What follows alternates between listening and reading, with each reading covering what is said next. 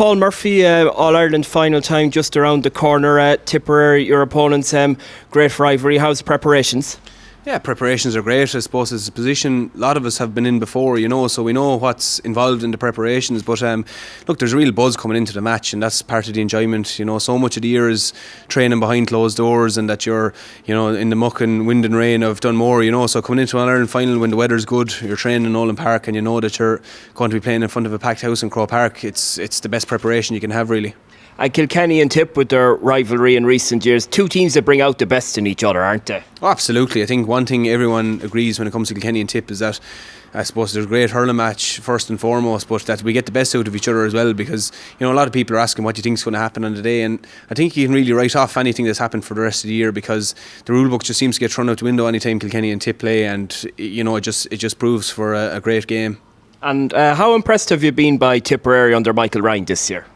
I think they've been the team of the championship, to be honest, now, in that their hunger and their aggression has been absolutely massive, and they've shown a real sharpness to their game. They've had matches in windy and rainy conditions, and their touch just seems to be perfect, and the players seem to really know their positions, and there's a real aggression about them. So I've been massively impressed by him. But look, Tipperary are always like that, there's always a real sharpness to them, but I suppose this year now they've really upped their game again.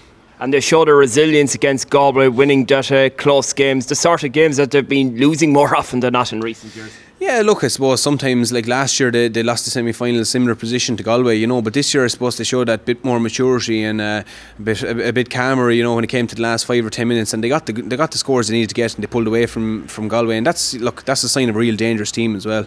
Unfortunately for yourselves, going to be without Ger Elward and without Michael Fennell, and Michael going to be really such a massive loss. He really had such a storming game against Waterford before going off, didn't he? Oh, he did. Look, Michael always seems to play these games. Look, man, the match in last year's All-Ireland final as well, and in the match against Waterford, he was just vital. He was winning so many of them battles around the middle of the pitch and setting up so many scores and getting scores himself. So look, there's a massive hole to be filled there, but I think whoever gets his jersey for the match will know that they're stepping in for a fella that has been contributing massively to our cause over the last few years, and that it's a great opportunity for another fella now to step in and I suppose be the next Michael Fennell now and have a great impression in All-Ireland final.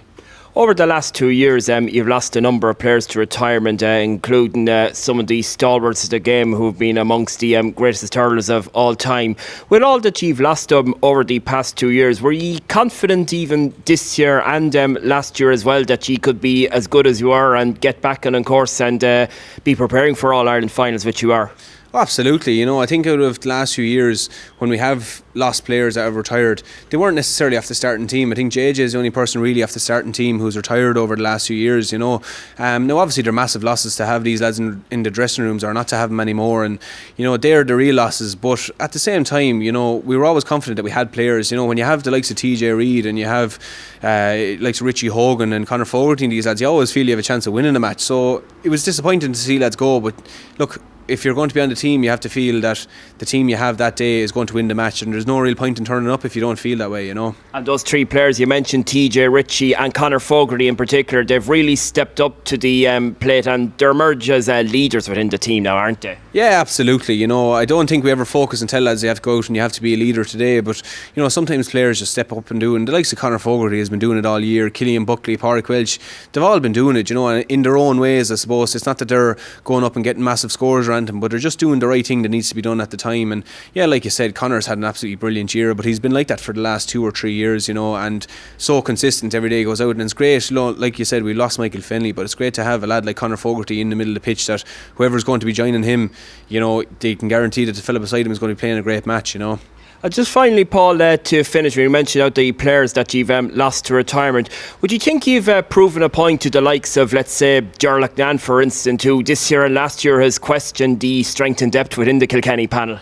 Yeah, look, I suppose there's always people that question us from different aspects, but we don't feel we have to go out any given day and prove a point against anyone. But certainly, I think any questions that have been asked of us over the last while have been answered, but we haven't went out any individual day and said, listen, we have to prove this person wrong or we have to prove this person wrong.